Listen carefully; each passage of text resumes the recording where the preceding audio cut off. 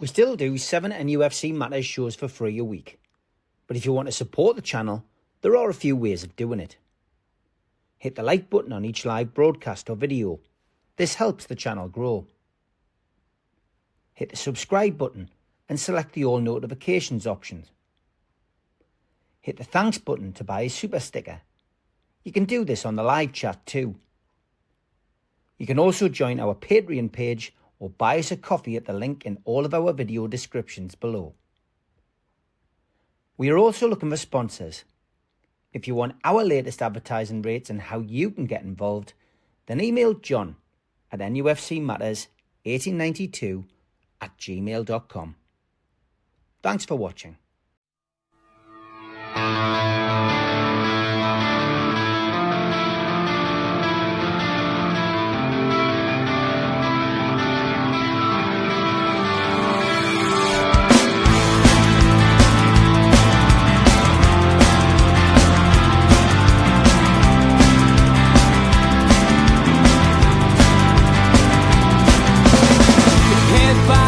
Critics attack. It feels like I've been talking to myself again. But it's the only way you're ever gonna learn. You look back and it's all in the past. I'm dwelling on the thoughts I cannot say to you. If I don't say the words, then maybe it's not true. And it feels alright when they come and say to you, you're the only thing that makes us all believe. Good morning, welcome along to NUFC Matters. It is an Ask Penman show. We didn't do the professionals this week, and this is a pre-recorded show, so we can't answer any questions live. So, morning, Stu. How are you? Morning, Steve. Good. Relaxing. Good to see you. Yeah, even got a bit of a suntan, eh? On the veranda. Very nice, mate. Enjoy yourself. It's playing golf yesterday, so I got a bit of a tan. Good stuff, man. Good stuff. Okay, let's look back on the week that was at Newcastle United. Progress in the Carabao Cup into the quarterfinals, mate. How important is that, and how important is that trophy, do you think, to Eddie Howe and the lads? The belief was there, wasn't it, on Wednesday? You could see their willingness to win, to get the job done.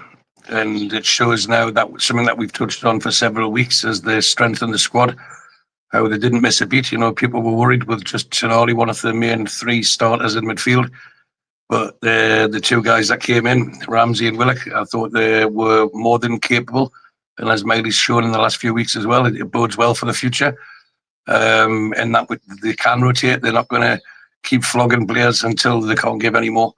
And if most of them are playing at their optimum, it'll only benefit us as a club. And I thought it was a thoroughly professional performance on Wednesday. And I had the honour of watching it with my son, who supports Tottenham, and he's really not happy, but he even said before, he says, I know we'll get beat. So I don't know why he's upset afterwards, because it happened. Yeah, I mean, Ramsdale as well come in, and only his second game for Newcastle United, but already there's a great understanding there, isn't there, with the back four, and that, you know, they often say about the goalkeeper, don't they, that when the goalkeeper's got nothing to do and then pulls up a save like he did in the second half, it shows the quality of the guy. Yeah, we've got two quality keepers, not just quality, like high quality. And I think the addition to Ramsdale has elevated Pope to a different level, where he knows that he can't rest on his laurels. He knows he's not guaranteed the number one spot. And again, that's good for us. That's what we need, is competition. But I think Pope's had an excellent season. He's clearly worked on his kicking, although it's still not perfect. You can see he's been working on it, and he seems to just take a breath before he pumps the ball down the middle, rather than spoon it out wide in a panic, you know, and kick it out of touch. Ramsdale, we know, is a lot better with his feet, but I don't think anyone would be too upset with either of them and go for any game we've got in the coming season. They're going to keep pushing each other, and we as a club will benefit from that.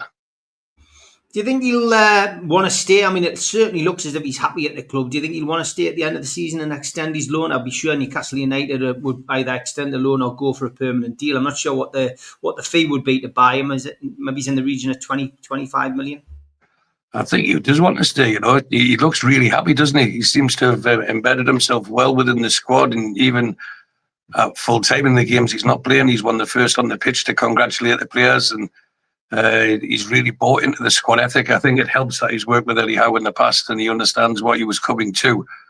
And he knows he's going to get his chances. Now, there could be injuries, suspensions, a dip in form for any player, but for a goalkeeper, then he's next in line. So he'll get a lot more game time, and I still think by the end of the season you would have seen the passing of the gloves, so to speak, from Pope to Ramsdale. By the end of the season. So I think we'll keep him by him. Yeah, I agree. I think we'll buy him, and I think he will want to stay. And yeah, the other talking point, I guess, from the Spurs game, and we discussed it on the Amigos on Friday night, was the accusations which have been flying around social media that we've got a thug in our team, aka Joe Linton. What did you make of the other fans jumping on those kind of comments and passing that narrative around social media? It's glorious, isn't it? It shows that we've got them rattled again. But we could have done exactly the same the week before. All the bear hugs Voldemort was getting, like physically arms linked round him so you couldn't move. And there was no defence for him. And again, there wasn't the outcry. People just accept it. It's a man's game. And like Voldemort does, it's a man's game. What should be pulled up is the punching and stuff from Arsenal players and how they went about it. But Joe Linton being a thug, no, he's aggressive. He plays with real intent and he wants to win. But you can get one caption. I know you showed it on the Amigos last night, but you can get one caption that makes it look a lot worse than what it was. But there's players that get away with it all the time, and I think Joe Linton more than anyone has the spotlight on him. I think sometimes he could just cough and he'll get a yellow card. But at the end of the day, if he is genuinely going for the ball, then there shouldn't be a foul. But there's times when he has got away with a few. But he's not the only player. But it's just Tottenham's way of deflecting from that, and someone taking more than a minute to tie the school laces. Maybe they should get back to nursery and learn again. It's all their gamesmanship and it backfired on them. But that's not the reasons they got beat. But if that's what they want to hang their hats on, then it says more about them than it does us, and more about our future. We get beat, we accept it, and how do we improve it? We don't stop pointing fingers and blaming one incident for the reason. As a club, not as fans. Fans will blame everything and anyone, but the club, they accept the defeat, they look at how they can improve and move on. But if Tottenham want to get hung up on that, then that's good for us as well. Yeah, certainly is. Fabian Schar was back in the team as well and back in goal scoring action. Took his header brilliantly. He's one of those players, isn't he? Which I think he's probably up there now with Rob Lee as one of the most important and cheapest buys of a good player. £3 million I think we paid for Fabian Schar. He's been at the club 7 years. He scored over 20 goals for Newcastle United in all different kinds of competitions, and he just seems to be getting better with age. And alluding really in his interview after the match, he doesn't really want to go anywhere. I think he is looking to extend his contract again. He'd love to stay at Newcastle and he'd love to finish his career on Tyneside. But where do you rate him as centre half that you've watched at the club? He's certainly up there.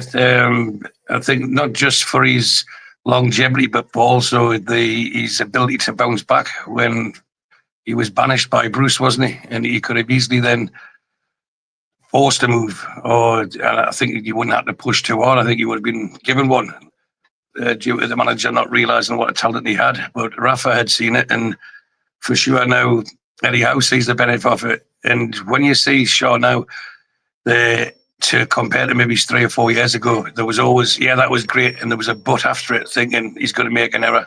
He's going to slip up somewhere. He's going to give the ball away in a dangerous position. But you could see the focus in his play and how engrossed he is on actually achieving an outcome, and that's the concentration levels have increased. His ability was always there, but he's been allowed to express it as well.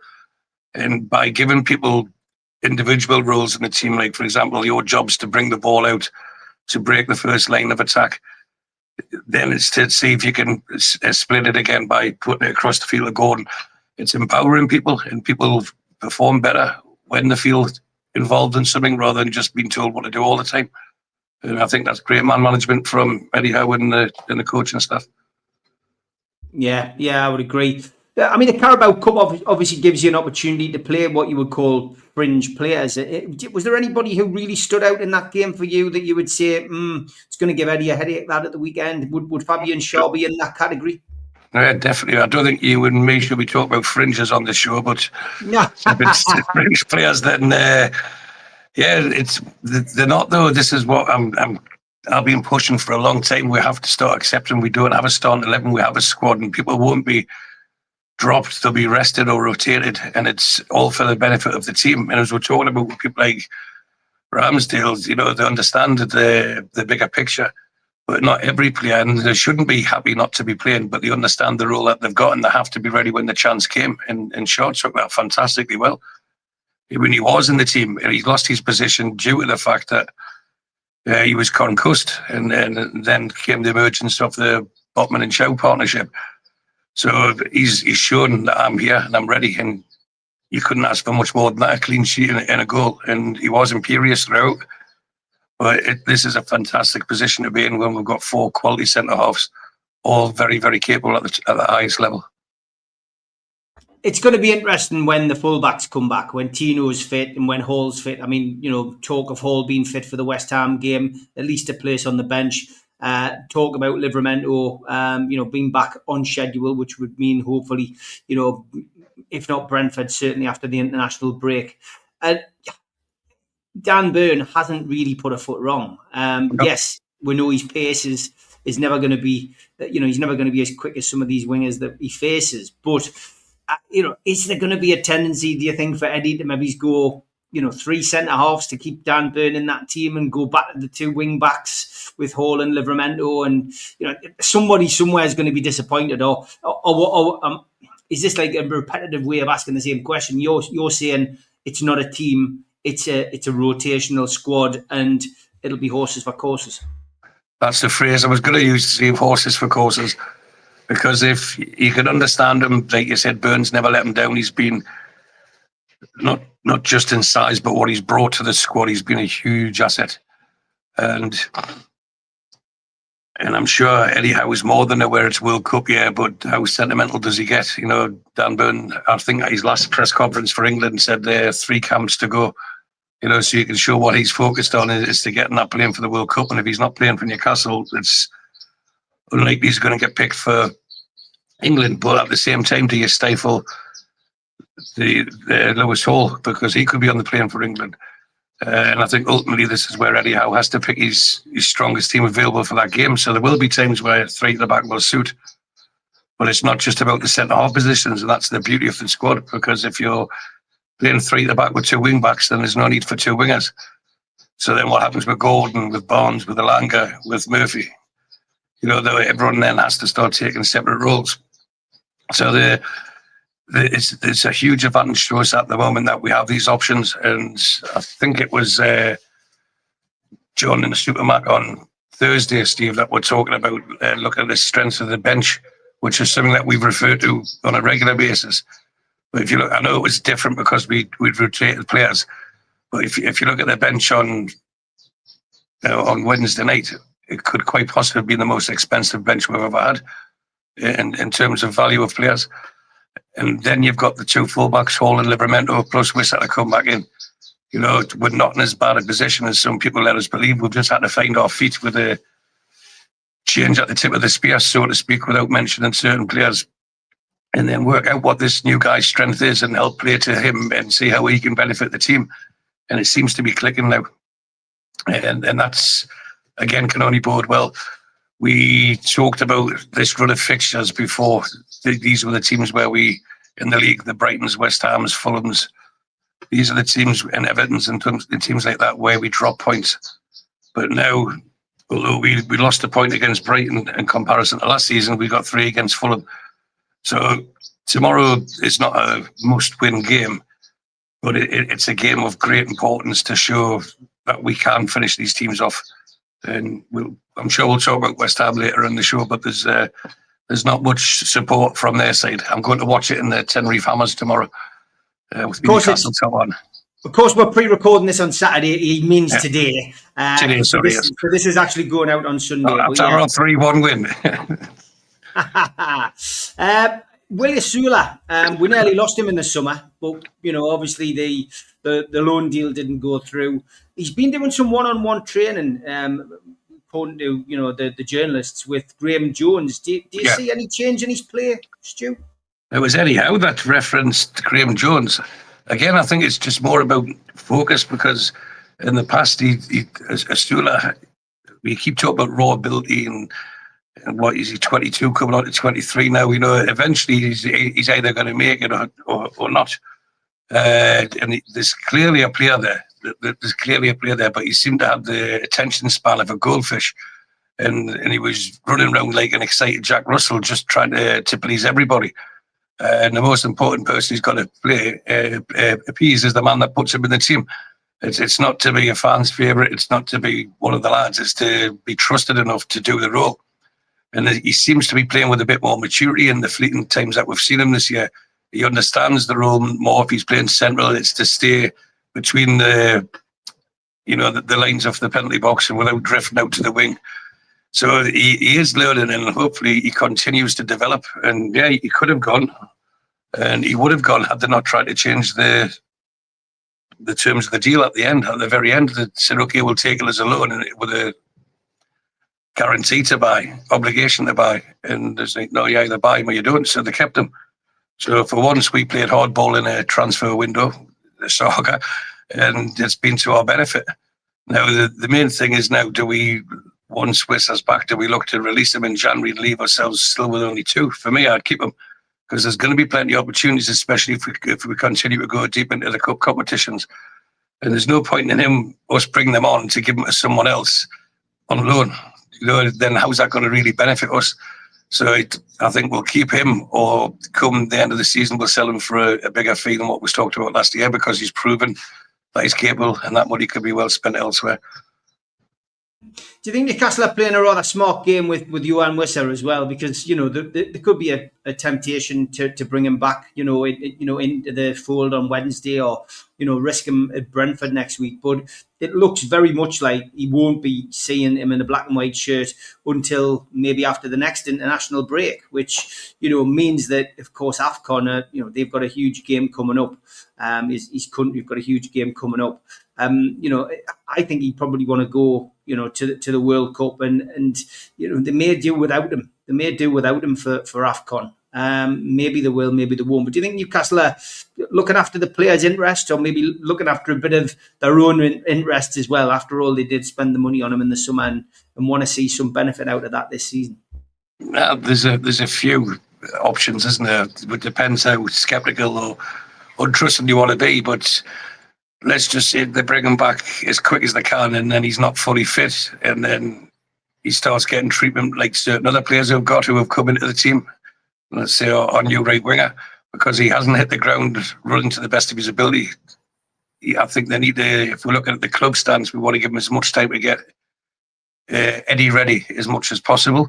Now, that just makes quite conveniently coincide with the international break, and he's still listed as injured, so you can't go there, and it gives him another 2 weeks for his rehab into the first team squad. But also, whilst he's out injured, FIFA are paying his salary. So, I don't think we're that tight up, but you imagine had it still been Mike Ashley in charge. Yeah, keep him injured for another, never mind the benefit of the team, just keep him injured for another month, because that means we don't have to pay his salary. So there could be a bit of that where I think, why rush him back to break him again? Let's get him properly ready. And thankfully, in touch wood, the injuries in the forward lines aren't there at the moment, so we can carry the absence. So when he comes back, he's ready to make an impact, not just come and be a bit part player. And that's what we need. We need Wissa at his best to take the workload from Voldemort, and for them to rotate and occasionally play together. We need him to be at his best, not someone that the rest of the team have to carry. We can't afford to do that. We have to be at full tilt. Yeah, I think I was saying to somebody on Wednesday night as well, from our perspective, this gives Newcastle United a great opportunity to be able to, basically change things around, because, the wingers and the midfield have had to adapt to playing with Voldemort and his different style of football. He does play very deep. He doesn't push on like, our former number 14 did. So, we've got this opportunity really to change things, which Eddie hasn't had in the past, because Callum Wilson and Alexander Isak were quite similar. Both could be foxes in the boxes, could both score goals from outside the box. It gives him a different dimension, I think, with Voltemada, and he's proven his worth with the amount of goals he's already scored. But we've got a great opportunity here to do something completely different. They could play together. Wish I could play out wide, I suppose, in different formations. They could play up front in a 4-4-2. But they've got potential to really to change things massively in Newcastle at the minute. If you look at what we talked about at the start of the show, Steve, about how Pope's played a lot better because Ramsdale's there breathing down his neck. That's going to be exactly the same in that position, and that's what we want. We want two top quality players for every position pushing each other. That would be the ideal scenario for us, and that everyone remains fit and in top form for the full season. But of course, it doesn't work like that. But if we go back to the very beginning, when Eddie Howe first came in, he was told that you're not going to save that team. You'll get them relegated, and then you'd be lucky to stay up the following season, mid-table at best. And he keeps getting challenged, and he keeps breaking these challenges. And if you look at every player under his tenure, how they have improved, and there's no doubt he's never had the options to play the Wissers, the Voltemadas, the Gordons, the Elangas. He's never had this, but what he now does will be able to show his coaching ability and his tactical ability on a higher scale, because he's got a higher level of players to implement what he wants done. And I think, I know we hear him every press conference, take it game by game, but he'll hopefully have that abundance of talent available to him, where he can actually look at this game in isolation and think, right, this is how they play. This is the best team I've got, or the best players for this for the formation I want to play for this game. And as long as they all collectively stay involved and keep getting turns, then, like you, I still think we've got a big season ahead. I think fifth at worst this season. Okay, we are halfway through the show. It's time for the ads. A big thanks to all our sponsors, Skips and Bins. You can find them at their website, skipsandbins.com. Contact them at www.skipsandbins.com/contact. Say hello to low-cost waste disposal with pay-as-you-go and contract waste management. A big thanks to Mr. Vicky's Sauces, handmade in Cumbria. You can find them at their website, mrvickies.co.uk. Email info@mrvickies.co.uk or telephone 01768 210 102. Thanks to our fanzine sponsor, United Group Travel. There are no strangers on our tours, just friends you haven't met yet. 2 crew driver and courier, local family company, 3-star plus quality hotels and no interchanges. Hot and cold snacks and drinks available on the coach, all excursions included. Their website, unitedgrouptravel.com. Email beverly.ugtl@gmail.com. Telephone 01670 632 460 or 0791 666 4174. Just £30 per person deposit. Thanks to Media Arts for all the help with the technical side of things. And if you like listening to us as a podcast, you can go to Sports Social Podcast Network or to iTunes, Spotify, or other podcast providers. If you want to support the show, then hit the subscribe button. It's free. We do 7 shows a week. Hit the little thumb up under the video, which is the like button, or click share to share to your social media. You can also join the channel on YouTube by hitting the join button for as little as $1.99 a month. If you want to become an NUFC Matters member, you can go to nufcmatterspodcast.co.uk. It's a £25 one-off fee. You get your pen, you get your badge, a key ring, you get your beer mat and your fridge magnet and your membership card, nufcmatterspodcast.co.uk for that. And we have an event early next year, 13th of February 2026, an evening with Beardsley, Waddle and Gascoigne takes place at the Tyne Theatre and Opera House. To buy your tickets for that event, go to the box office 0191 243 1171 or Tyne Theatre and Opera House.uk. Don't forget as well, the Christmas do tickets are still on sale. 21st of November 2025, 7 till 10, the Tyneside Irish Centre. And the website to buy your tickets, which are £12, is nufcmatters.co.uk. And Joe Allen, Warren Barton will be present alongside Adam Henderson, who we had on the show on Friday, doing a little acoustic set, and Sid from Talk of the Tune will be DJing on the night, so looking forward to that. We were talking just before the break about Newcastle, where we feel they'll finish. I'm still confident Newcastle will win something this season and finish 5th in the league. Stu, as always, has got his name up there. 5th is the new first. The Opta table came out yesterday, which gives, as always, a prediction of where they feel after the first set of fixtures, what the table will look like at the end of the season. So this will be the first time I think Stu might have seen this. They predict that Arsenal are going to win the league. City will finish 2nd. Liverpool will finish 3rd. And Chelsea will finish 4th. Aston Villa will be 5th this season. Bournemouth 6th. Newcastle United, they've got in 7th place, which would still get us Europe this year. 8th place is Spurs. Looking further down the table, our noisy neighbours are 14th. And the relegated 3, Forest, West Ham and Wolves. So just looking at that, Stu, first time you've had a chance to look at what Opta's predicted final table is. What's your thoughts on that? It's too early in the morning to say what my true thoughts are, Steve, but it's just made up. Anyway, I could do that and say this is what I think, but you can pick the obvious ones apart. Sunderland on 46 points is never going to happen.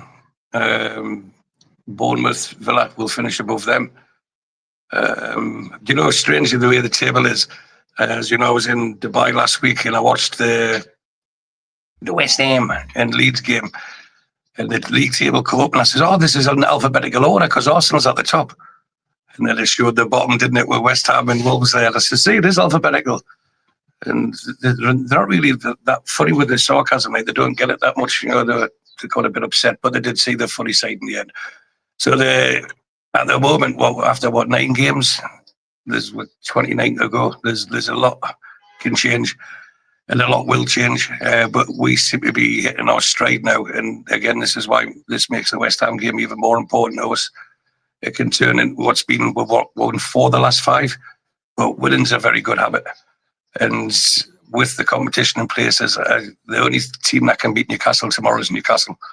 Sorry, today, because this is today. The only team will beat ourselves. It's Newcastle can only beat themselves against West Ham.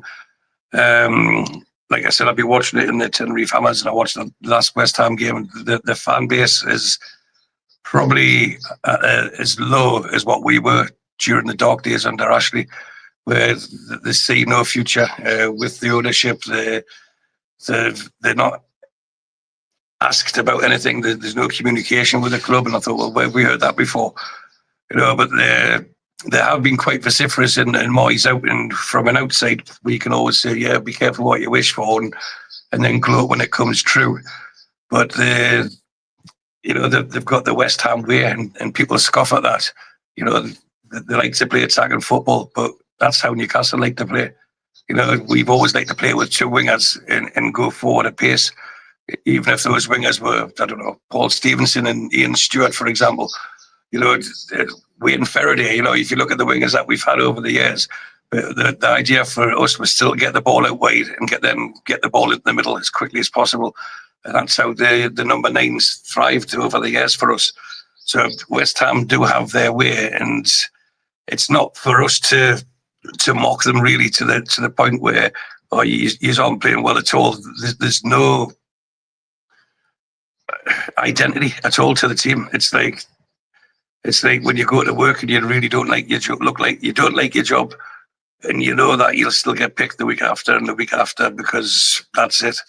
So I think eventually they will get sorted out. Whether they do enough to stay up this season, I doubt that as well. But today should be a comfortable victory for Newcastle, and it really should be comfortable before I get accusations of being deluded and things like that. If we're going to establish anything, this is a sort of games, achieve anything, these are the sort of games, if you look at last season, the teams at the bottom that we swatted aside, and we need to be doing that tomorrow. Today, and we'll go with a big attitude, big focus, and have the game won, because that will turn toxic, or even worse, just deathly quiet, if we can get 2 goals up early doors. And then the games I was to play with, and we can then start rotating players for the Champions League game on Wednesday. It's really, I think, what we do in the first 20 minutes will determine how much we win by, but I cannot see any other result. And that's not me with blind optimism. That is just the way I see it. I really can't see West Ham matching Newcastle in any part of the pitch. Yeah, I mean, this has got the potential really to be like that Sheffield United game. If Newcastle click like we know they can, and they get an early goal, the game against West Ham really could be like an embarrassing scoreline, and could be one of those pivotal moments in their season as well as ours. Yeah, well, we said earlier there, Stevens, they are starting to click, and you wouldn't be surprised if we won 4 or 5-0 there. Because West Ham fans wouldn't be surprised. So it's only us having belief in our team, and we can go to that fixture more than just about any other fixture remaining this season, confident of winning away from St. James. And that's what they need to do, and I'm sure that's what they will do. Okay, my point is even asking you for a prediction, because you're going to go 3-1. But I think that I do think it'll be a 3-0 scoreline. I think Newcastle will be comprehensive winners, and that takes me nicely into the Champions League game. But I agree with you, mate. I think it'll be a good win. It should be a routine. I've always done the 3-1, but I was speaking to my boy last night, who's apart from his desire to support Tottenham, he's quite knowledgeable on football, and even then he was saying I think he's looking 4-0 or maybe 5-0. So as long as we win, that's the most important thing, is get enough goals on the board to know that the 3 points are safe. And then I don't mind if we're winning 3-0, like you say, Stephen, they start rotating all the star players, and West Ham get a consolation at the very end to make it 3-1.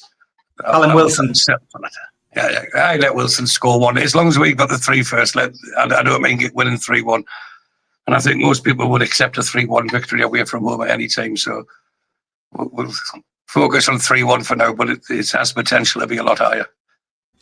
You watch the Amigos, you'll have heard the discussion about the training ground situation. What was your feelings on that? Obviously, it is a narrow get-in at the training ground, and, fans, putting themselves at risk. So Newcastle asking fans not to go outside there and queue for autographs. I'm surprised it's taking so long, to be honest. Especially in the health and safety world that most of us now live in. You can't have cars driving, like big heavy metal machines driving with kids just darting across the road. And I know it's out of enthusiasm and exuberance, and we used to do the same, stand at the back of the old stand. What was the new stand then, I suppose? Anyway, the old corrugated iron stand, which is now the Melbourne stand, waiting for players to come to the cars, and, like a swarm of bees around them. But they weren't driving the cars, And I know Isaac got it mentioned last night, but what happens when people start kicking the cars, and do we have to wait? And I'm quite happy with the club. They've been proactive with this. It just means, like, look, they're going to work. Let them do the job. I understand you want to see them, but it's an accident waiting to happen, like a serious accident waiting to happen. And I'm glad, as I said, Newcastle, the club took a stance and first of all, being proactive rather than waiting for a disaster to happen and then try to change things. But I'm sure they can organise things, especially in school holidays. Like invite, 100 kids to come watch them train, just something just to keep that link with the community. And they could do that different every day, 100 kids every day, 5 days of the school holidays.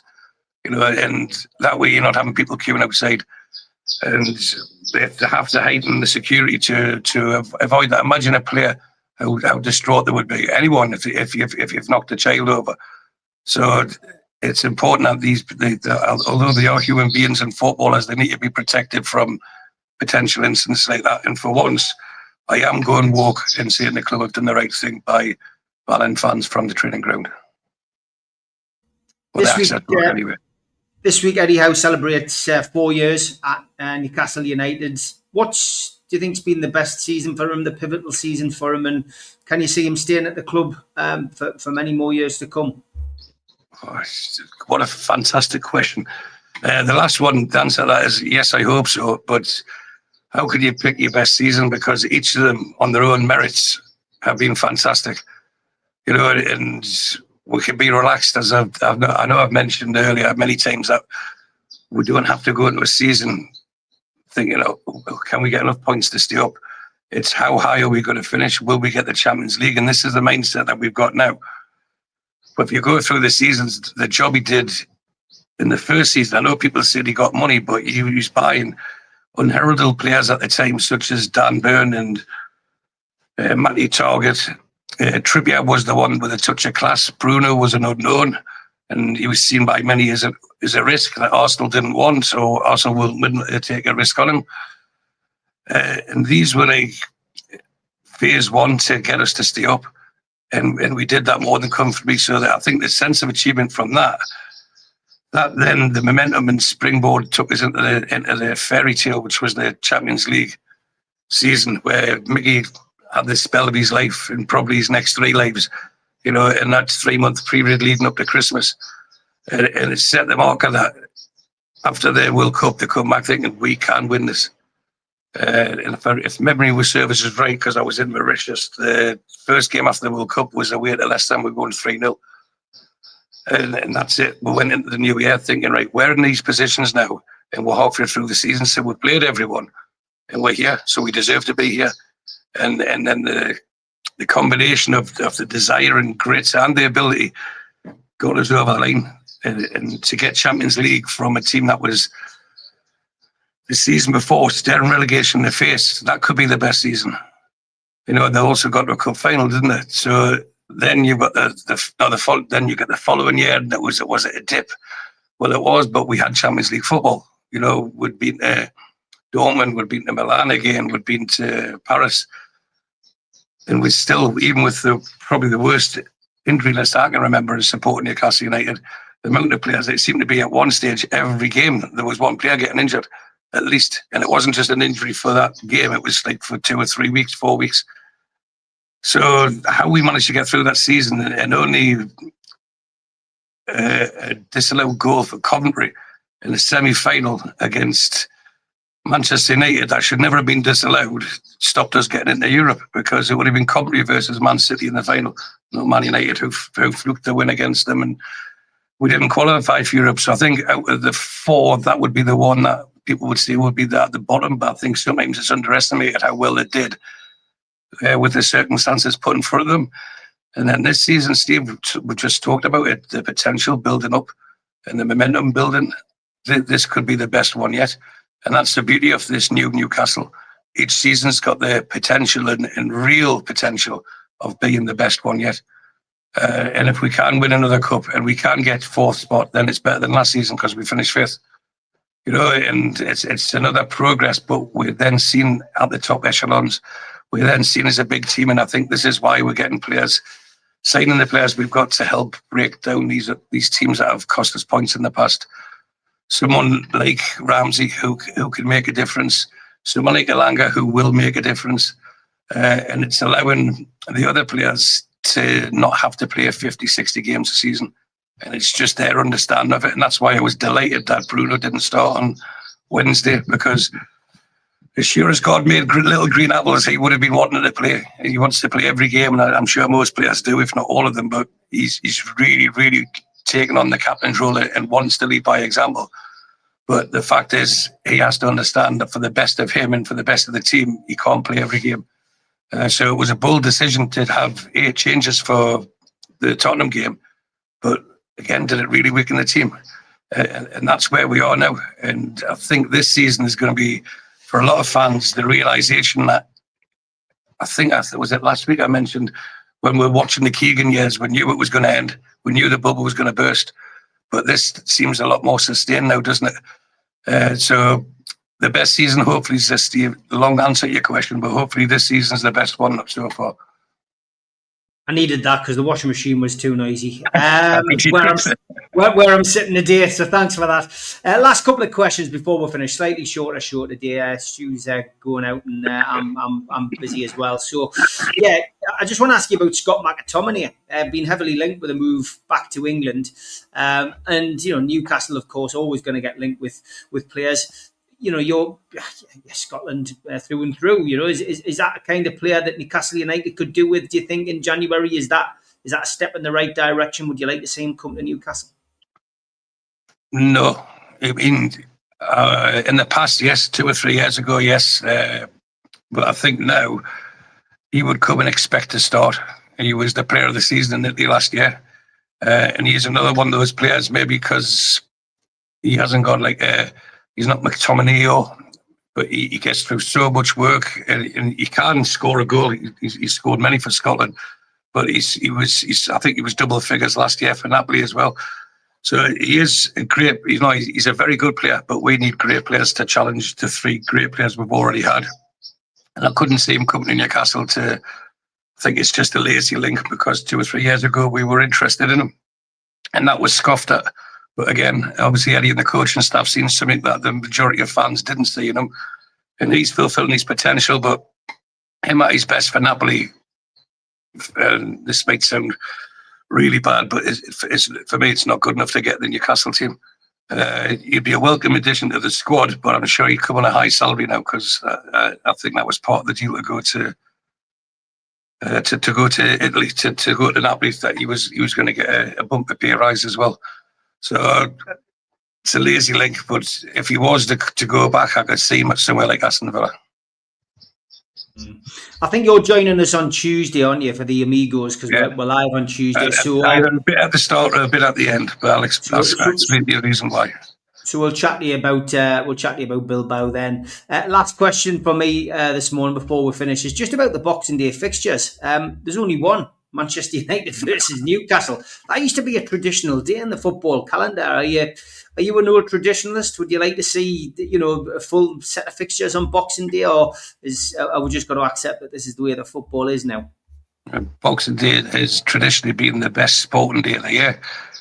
For me and many like me, where you'd get up and hair of the dog or whatever, and what makes you bad makes you better, and you go off if Newcastle are at home, a few beers before the game and then a few after, or if they're playing away, then you get into your local bar and you've got the racing on all day. There's a lot of horse racing on Boxing Day, and you get the football on TV, 2 or 3 different games. It makes up for a great sporting day and togetherness, like community togetherness. You see people coming out that would never go out. It's tradition in our area, isn't it, to go for a Boxing Day drink.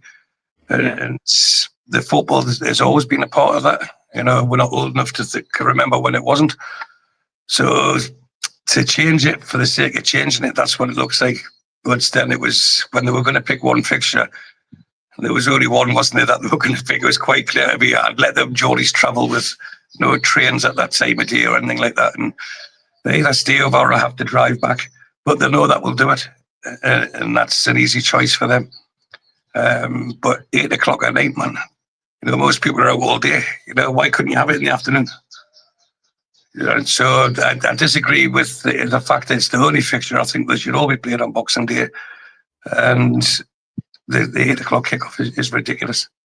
It really is, and that's not just for selfish purposes. It's for players that've got kids, they're away all day. If they're 3 o'clock, at least they get back home, took the kids up in bed and stuff like that. If they want to look after their players and their families, it's all about player welfare.